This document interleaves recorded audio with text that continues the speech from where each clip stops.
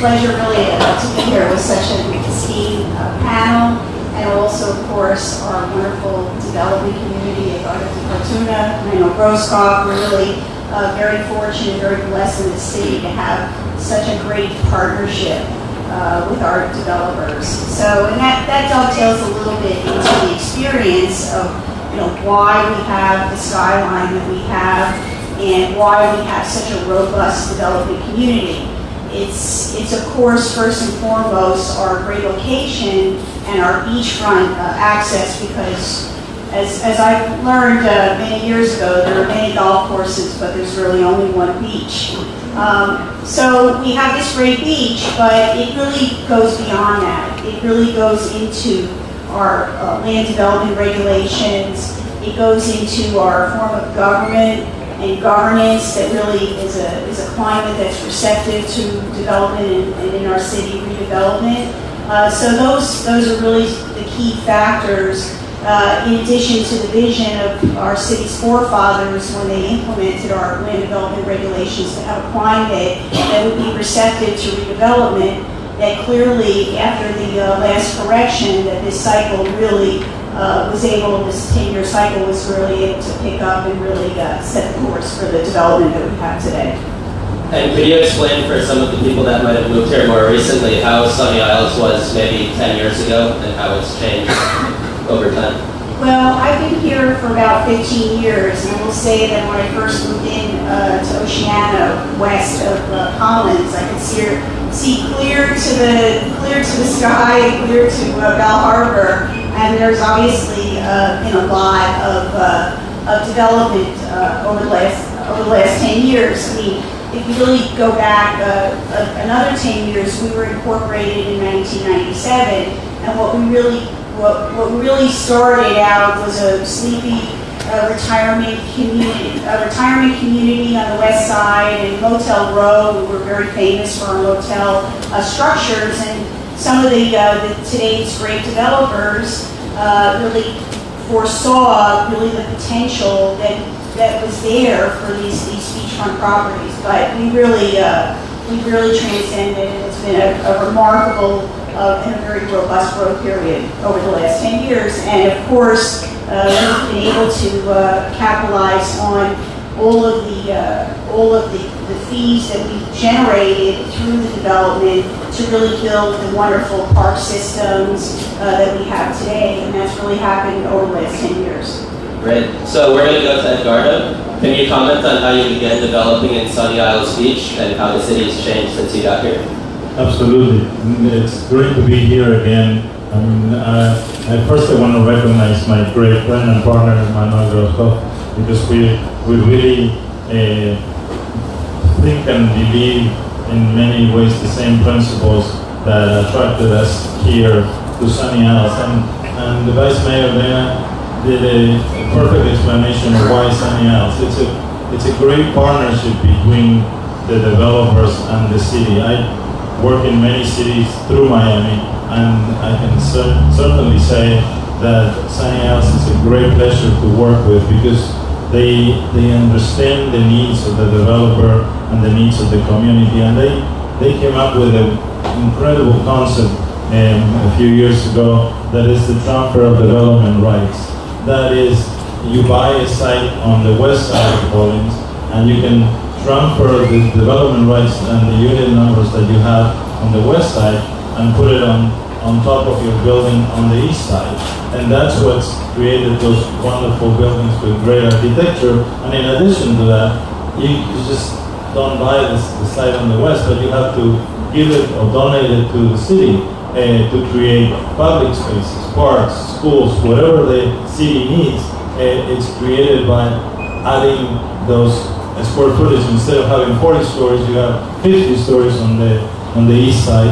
But on the west side, you create a park, you create a site for a school, you create something that has a public purpose, without adding a single resident that wouldn't be here anyway, or a single more car. So it's just putting additional intensity on the water side and creating wonderful spaces on the west side. So it's a win-win situation. And in addition to that, the city staff really works with you to to understand what the needs of the developer are and what the needs of the community are, to try to match both of them together to be able to create what we have been creating today, which is incredible projects that compare second to none to the rest of Miami because of the ability to do and to perform on the best way possible, hiring the top of the line architects in the world, because I don't think that any other piece of the beach in Miami has what we have here in Sunny Isles. So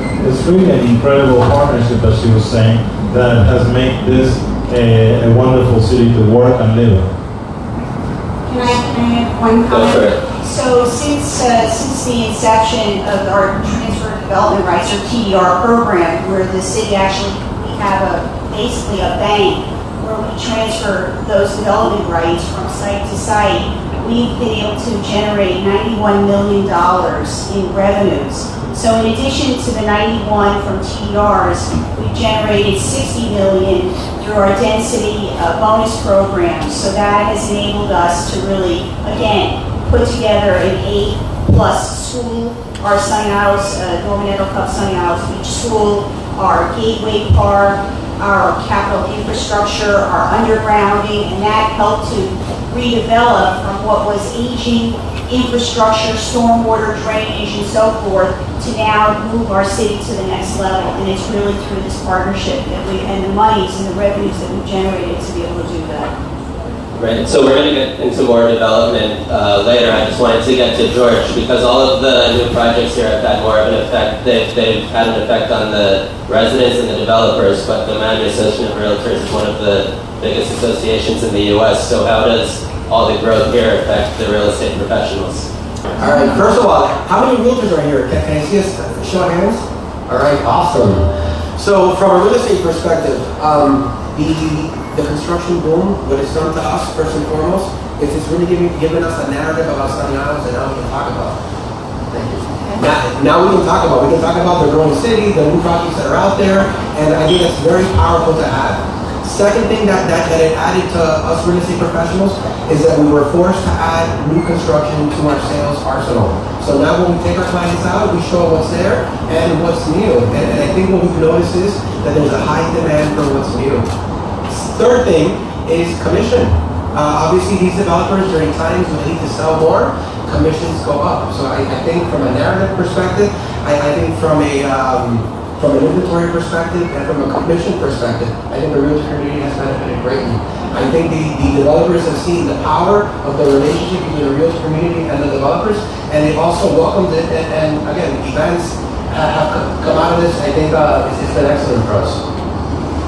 Great. And the final part of Sunny Isles real estate would be commercial. So Boris, maybe can you talk a little bit about how the Sunny Isles commercial real estate market is? Well, first of all, thank you for the invitation, and I must tell you that the beauty of the place, the environment, and the people present, I would rather change to residential. It's a much nicer environment.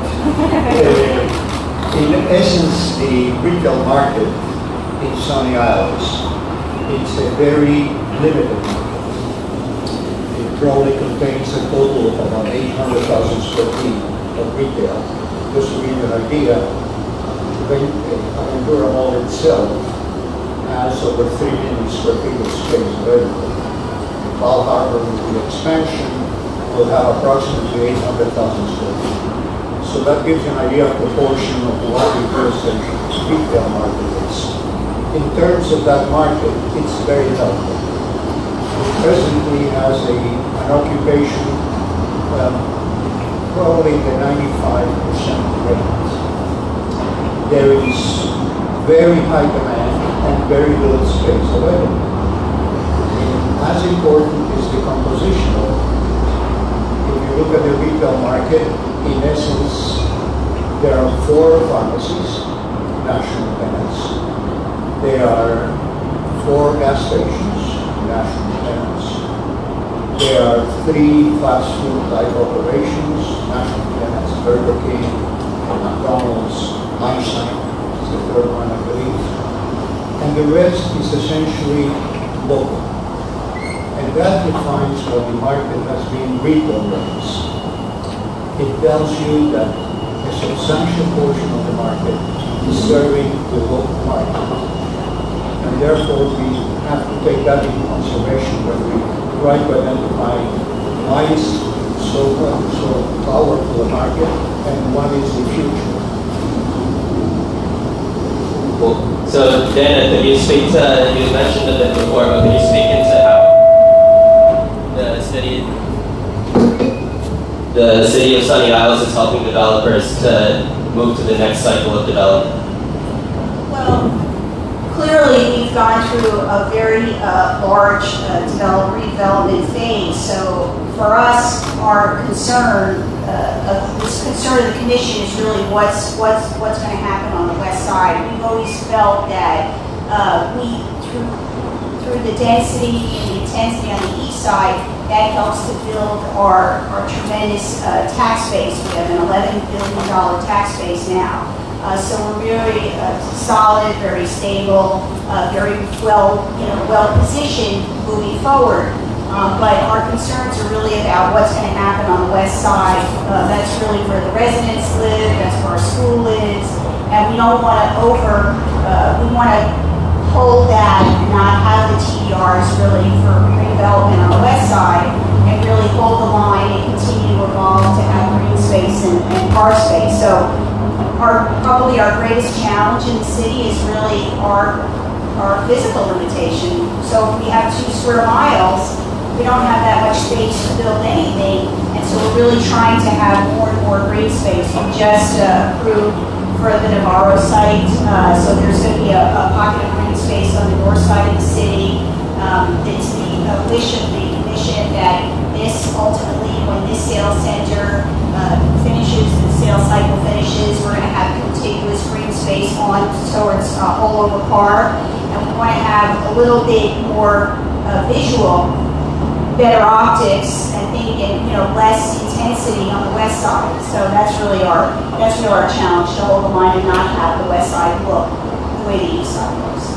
Right, I totally agree with that. I mean, it's a very difficult challenge because what they need to do is try to recreate new sites on the ocean, which obviously if they can find a way to do that, they'll be multi-millionaires. But so that eventually the waterfront sites are going to be gone, and how to manage the transition and to create something that is compatible with what is in the east on the west side of Collins, it's a challenge, especially from the retail and commercial point of view, because we don't, in many ways, what the new population of Sunny Isles is today, that very high-end, very high-demanding type of crowd, living in these brand new buildings that are very expensive, doesn't necessarily match with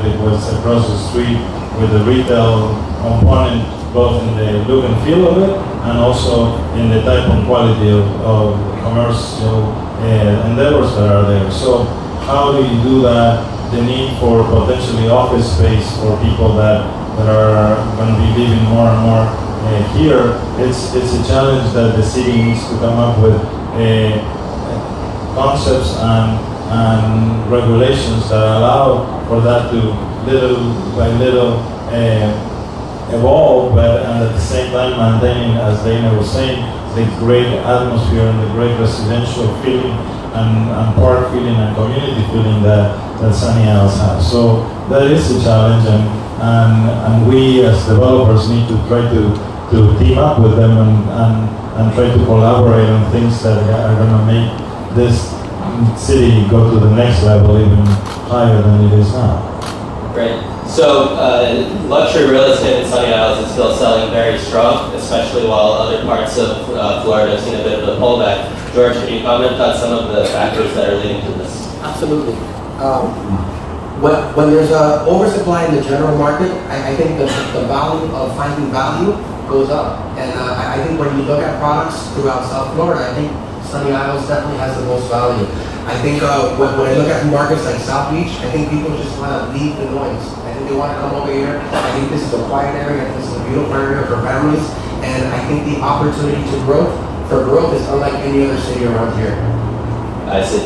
Yeah, I'm sorry, because I kind of wear two hats, the developer hat and the broker hat. And from the broker's perspective, what he was saying before of being able to bring a customer to a beautiful sell center like this one, and to be able to have these wonderful professionals and beautiful ladies give a presentation and show them a magnificent product is very attractive from the broker's point of view, in addition to getting 6-7% commissions with relatively small effort on the broker's part. So it's very attractive, and it's going to continue to be very attractive for a very good long time. We just finished closing Jay's signature, and what makes me more proud than people saying, oh, what a wonderful investment I made, is the lifestyle that I get living here is second to none. You have improved my time in Miami. You have really created something that my family can enjoy. That's what really the buildings that we're creating is all about, and that's what the city of Sunny Isles is trying to create. So the combination of both things make the broker look very good when they bring customers here, and the developer feel very great and comfortable that this is the way to go. We listen to the customer a lot and see what the new trends in lifestyle are to try to provide that. That's why Manuel and I came up with the Ritz-Carlton, because the customer not only wants a brand that is recognized, but wants all the services and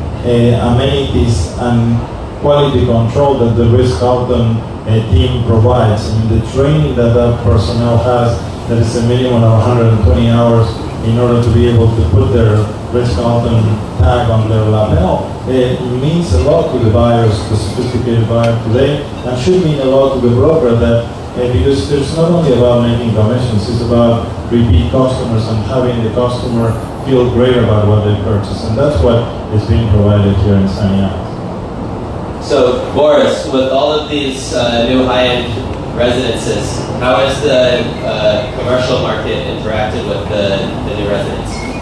Well, first of all, I'm moving over to residential. You should. There's no question on it. It's an absolute position. As Edgar pointed out, the challenge that we have is the switching population because of the new development, high-end and so forth, versus the ability to satisfy it in terms of space. I think that, I believe the number is correct, close to 70% of the population of Sunny Isles lives on the west side of the island. 30%, which is a very high number and basically happened in the last few years, lives on the east side. You can actually add Golden Beach as part of that, because in essence that population doesn't have any commercial and it's connected directly with Sunny Isles.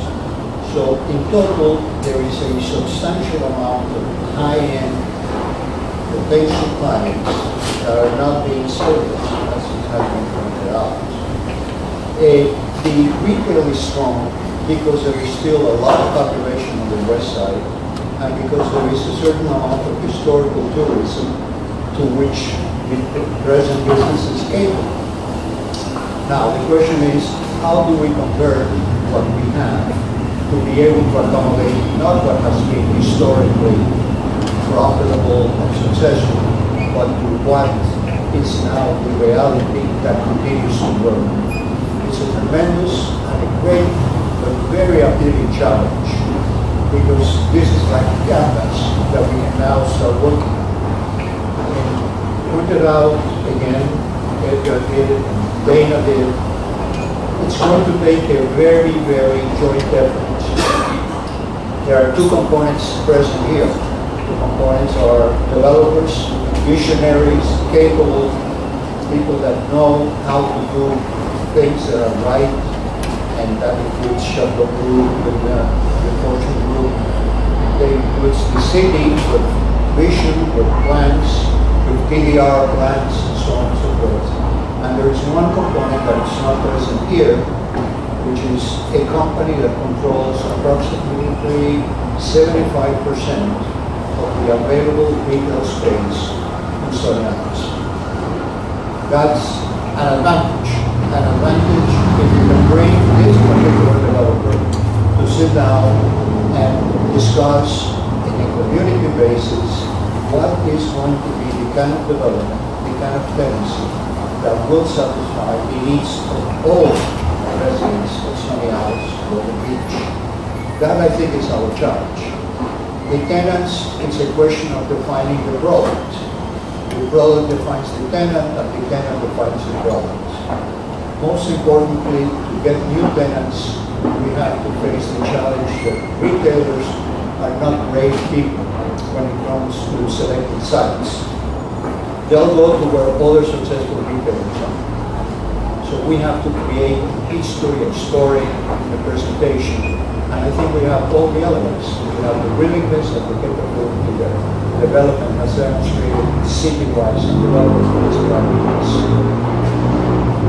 Yeah, it's clear that the retail business is changing not only in Sunny Isles but worldwide. Of course, the retail is going through a huge transformation with the e-commerce and Amazon's presence and all of that. So they, in general terms, they have to reinvent themselves. And here is particularly challenging because of the single ownership of the majority of the retail, and in addition to that, the presence of Bell Harbor 5 minutes away and Aventura 5 minutes away that attract the very, very high-end brands that people of the caliber that are buying here today are seeking and sponsoring. So it is a very difficult thing, and it needs to change into, in my opinion, into more lifestyle-oriented type of product and restaurants and bars and activities and great movies and those type of things that create a base for the people that live here to stay here and to walk around. I mean, if you're familiar with what's happening in Brickell today, 10, 15 years ago, yeah, it was great, but it was a great number of towers with banks and financial center, but nobody walked, nobody went to a restaurant, nobody did anything on Brickell. And today, with the advent of all the retail components on the bottom floor of the new buildings, plus the existence of Brickell City Center, it's a totally different world. People walk around, there's life at night, and really creates a more of an urban type of feeling that is what the new market is looking for. What the new customer is looking for is not to have to pick up the car and drive 20 minutes to the restaurant.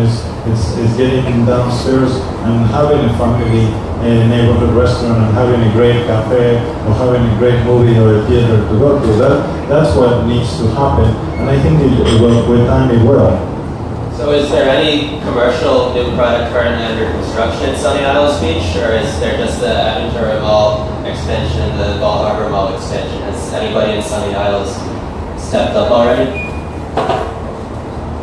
Well, we do know of, I'd like to also speak to the issue. I mean, that is in some ways the elephant in the room, right? The arcade plazas, which take up, which is what Boris are really referring to. So when those projects were first constructed, of course, they were done under the Miami-Dade County Code, and they had non-conforming uses and other approvals, where in today's world and under the Sunny Isles Beach Code, there's really not enough parking, and the cost to redevelop those properties would be, it's a disincentive, let's put it that way. It's a great disincentive for the current developer to put in parking garages and to bring it up to code, and that's why the retail centers are so profitable, and again, no incentive to redevelop, so we're kind of stuck with this huge land mass, this kind of the asphalt surface and staring into these parking lots, and it's always been, at least my personal wish, that we could, phase out of fast food really rapidly get into high quality gourmet dining and better establishments and so forth. But again, the city, we don't control that private property. We just know that when the arcade centers, if and when they're redeveloped in the future, they will have to come up to our standards and our policies and so forth. But there are other developers that own some of the retail space and center west of right on Collins Avenue. Look for that on the horizon. There's some discussion, some early discussion about some of the properties that are adjacent to our city center. And there have been talk, but again, space is very limited, regulations being what they are, not so easy to get that, get the land mass and get the redevelopment. So really the ultimate issue is really what's going to happen to the arcade centers, you know, in the next, say, 10 to 20 years from now. That's going to be the big, that will be the big issue. I couldn't agree more.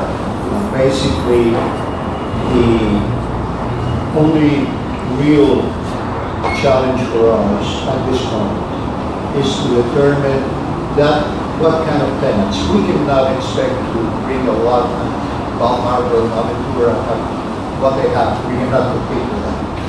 What we can compete with is that we have a village. We have an environment that is somewhat limited, but it's also controllable. And that's where the city comes in. And that's where, if we can create incentives for tenants, for example, if we could bring a Blue Bottle, we could bring a Panther Coffee, if we could bring a Dean Maluka, if we could bring a Rosetta Baker, if we could bring single tenants, either 1, 2, or 3, select the property, convince the developer, and go ahead and create a seed, a nucleus from which it will grow. We have to incentivize those tenants. Those tenants have to have an expectation of success.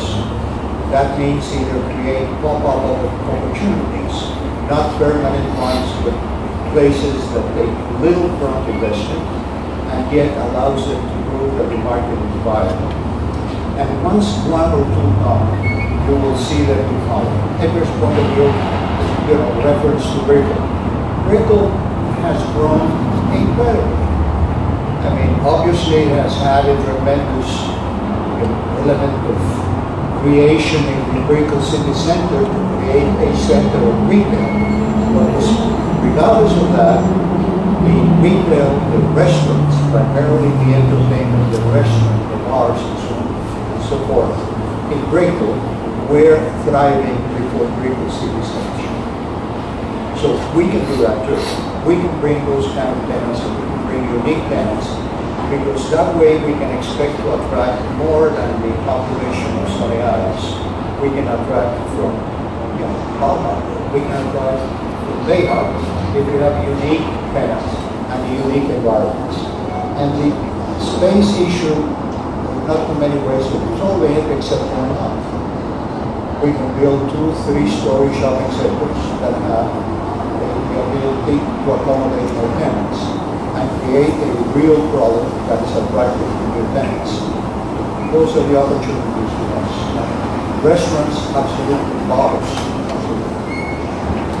So, George, keeping with the competition with Sunny Isles and Bal Harbor, from a buyer's perspective on the residential side, why has Sunny Isles been so successful against those markets? I think it's geography, I think the water. I think those that want Sunny Isles want a beach. Yeah, I agree. Again, it's a great feeling. It has unbelievable views because of the ability to put a height of 650 feet.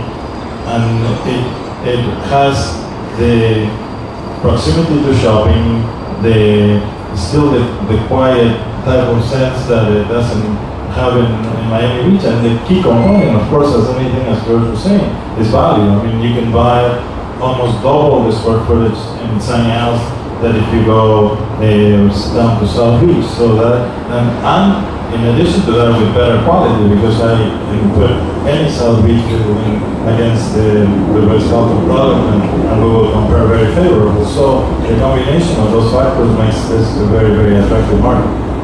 I see. And for the next cycle, have you thought about which kind of product you're going to be rolling out? Yeah, we're always thinking ahead of time. I mean, we always say in my company that we need to figure out what people are going to want 4, 5, 10 years from now, not what they want now, because by the time we put something in the ground and it's finished, that time elapsed. So we're always trying to educate ourselves and trying to figure out the new ways of living and what the buyer will like. It was like in the past cycle and this cycle. I mean, if you look at the product that was built before, it was a lot more flashy, a lot more visual, and less into service and less into lifestyle. This cycle is not as much about showing off, it's about how people live and how people enjoy their spaces, and the common areas are now extensions of your living room and extensions of your own unit. Well, before there were big ballrooms that nobody used, because that's what was the common area was all about, a club room and a big gym that nobody really participated. Now there are smaller spaces with a lot of services, with amenities like massage rooms and hammams and saunas or whatever the buyer is looking for, and small groups of classes with spinning or whatever it is that the buyer is now attracted to. And like last week, a group of us went to the fair in Milan to see what the new kitchens are all about. Today they have refrigerators that are going to email Whole Foods to tell Whole Foods that it's not you're running out of milk in your refrigerator. I mean, those type of things. Or Whole Foods is now thinking about how to manage driverless cars and to put their product in their car and deliver it to the customer. So all those things that are coming, and they're not 20 years away, they're 5 years away. So those type of things we need to be aware of, because that's what's coming. Interesting. Well, thank you guys, and I know you guys have a lot of questions, so I wanted to open it up to a Q&A. Can anyone speak about the new law about the beaches, now that they were possibly public spaces, but could potentially be a little bit more private? In our municipality, we're not affected by that law. There's been a lot of buzz about that because of the law and the publicity, and people have asked, hey, we have private rights, but in fact, the legal descriptions on the existing parcels here in Sunny Isles Beach have been pretty much carved out, and we have all the public access, the beach access areas, which exist throughout the city. So we're not, that law will not affect us, it will not affect Miami Beach, it will not affect, it really was done in the west, the upper west panhandle, or upper Florida, there were some fights. Yeah, and again, it's talking about what people want and are going to want, and the perception of exclusivity and privacy goes against what people want today. The people want to be with people. I mean, having the access of other people that don't live in the building create life on the beach, creates activity, creates more possibilities for potential retail or restaurants or something to flourish on the beach side. So the sense of trying to be enclosed and enclosed communities and not access to the public is the wrong concept today in the world. I mean, it used to be like people would go and wall in communities and not invite anybody. Today, it's almost the opposite, because we're too enclosed in the electronics and watching our phones and all of that, and don't communicate and don't share things with other people. So in the public spaces, it's going the opposite way. It's creating spaces that are crowded and not one people on top of the other, but having more activities and more interrelationship with people. That's what it should be. Other questions?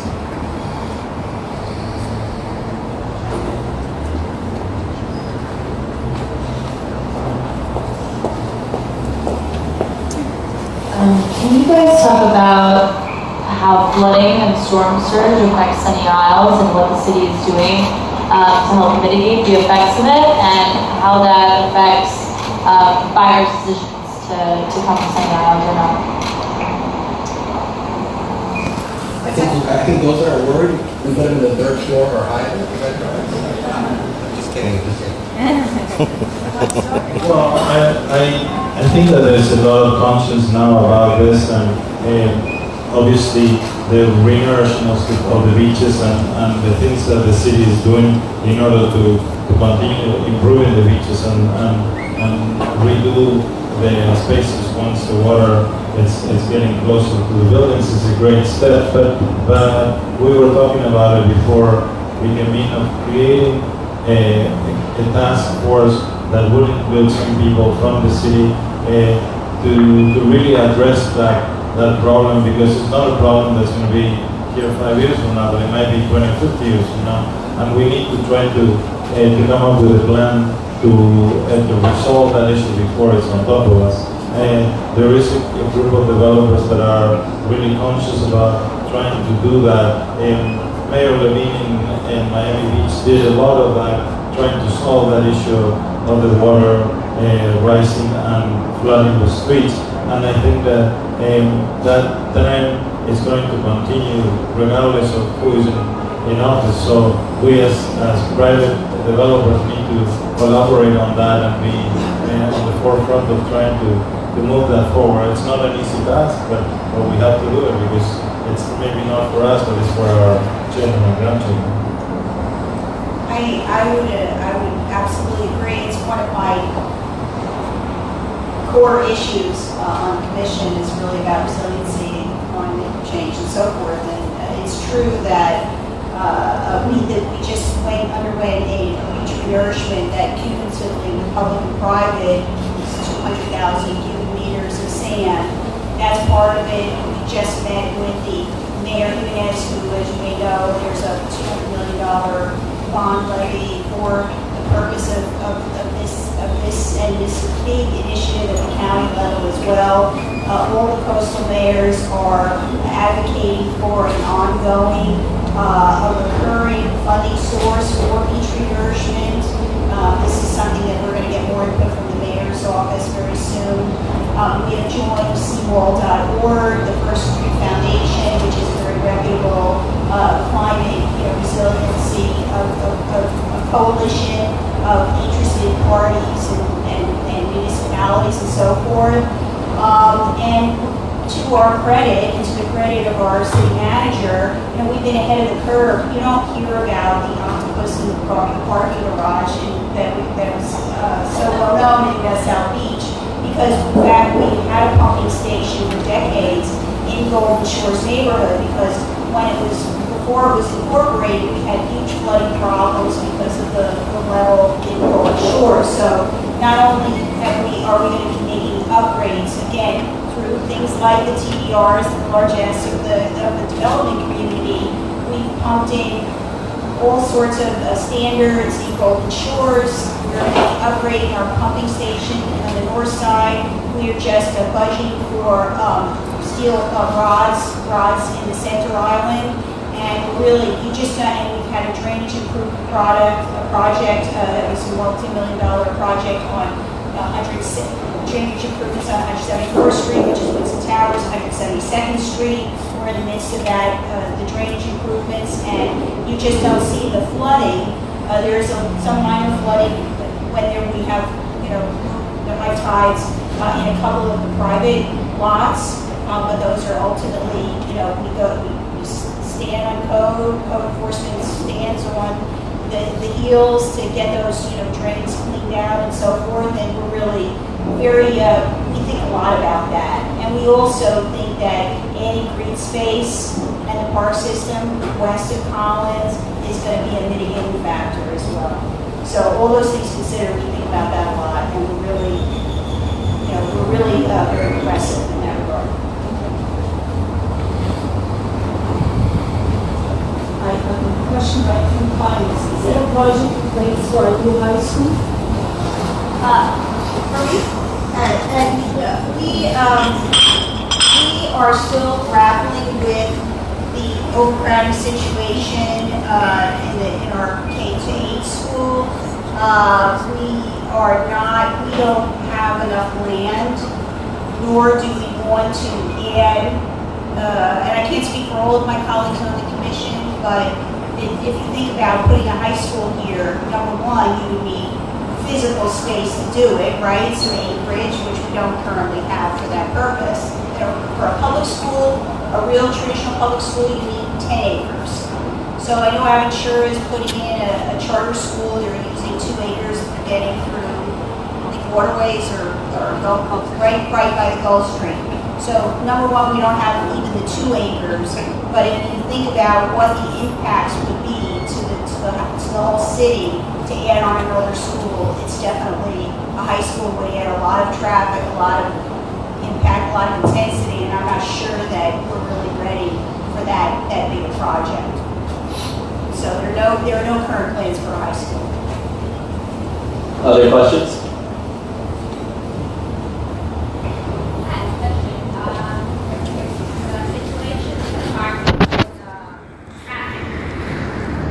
From a private point of view, I think that a lot of it is happening because of the buildings are under construction, and some of those construction issues create undue levels of stress on the traffic situation now. When the buildings are completed, and most of those buyers are foreign buyers that are here only part of the time in most cases, I think that the traffic situation, of course, is getting worse everywhere in Miami, but I think that it would be a lot alleviated when some of those buildings are completed rather than the other way around, which is people are occupying those units. But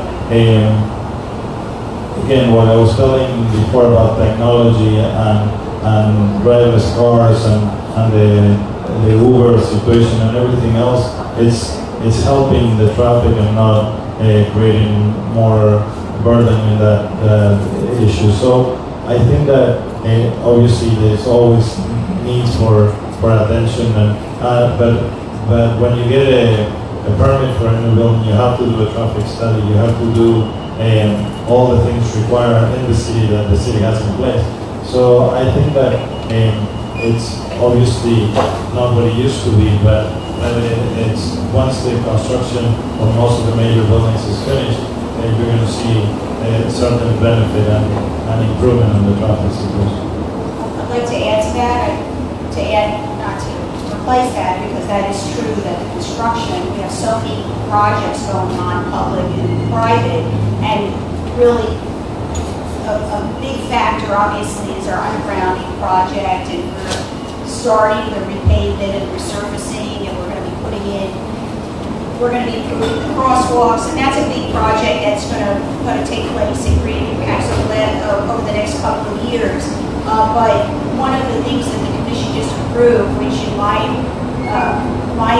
opinion is probably the single best mitigating technique or program, is really to have adaptive signalization. So we just approved the contract, and we're going to be using the county's vendor and the county's model to again go to the next level of signalization, so we can keep moving the traffic flow, because it's a well-worn statistic, but 70% of the traffic in the city is really from the other cities coming through Collins Avenue or Sunny Isles Beach Boulevard to get further south. So we can't fix that problem, right? If 70% of the traffic flows through other cities, but certainly to have adaptive signalization to get the traffic lights flowing in a better manner, that would be really a primary mitigation for that for the traffic, and one of the better solutions that we have available.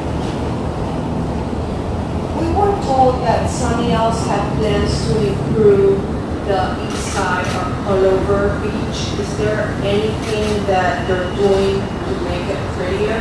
You know, the green area, the tables, all that?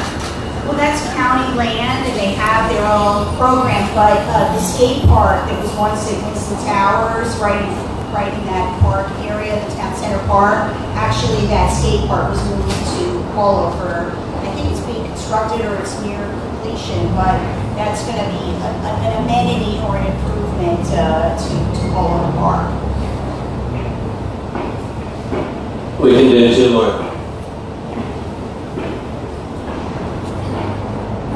No, so thank you very much, guys. It was great having you.